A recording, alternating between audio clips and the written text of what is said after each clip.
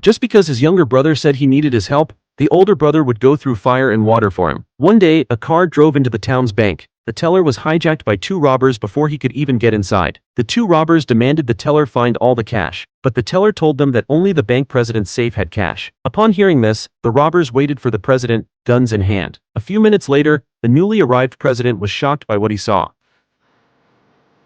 Good morning.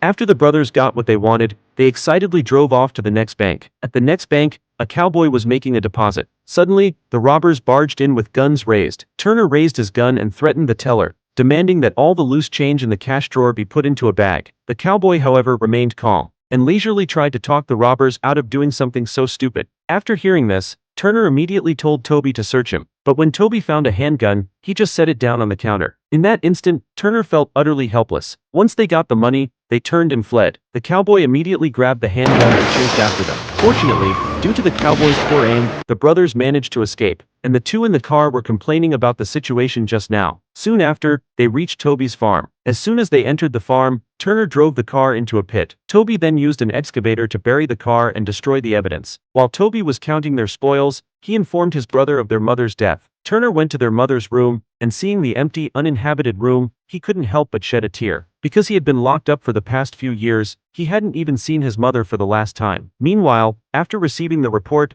the sheriff led his deputies to the bank. The local police told them that only $7,000 had been stolen, and that all of it was loose change with no markings. After speaking with the president and the teller, the sheriff immediately knew this was a premeditated crime, and that the two robbers would strike again. The brothers switched cars and continued their heist. During the drive, they stopped at a diner. It turned out that this heist had been planned by the younger brother. Having already gone through a divorce, he had mortgaged the farm and owed a large amount of alimony. With no other option, he was forced to take this route. Even though they had been successful in the previous heists, Toby still felt uneasy. At this point, Turner said to him, "I've never met nobody get away with anything, okay? Why in the hell did you agree to do it?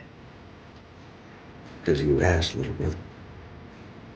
and then Turner stood up, claiming he was going to the restroom. Toby didn't pay much attention to it, but unexpectedly, Turner appeared at the bank across the street. By the time Toby came out, Turner had already finished the job. Start the car!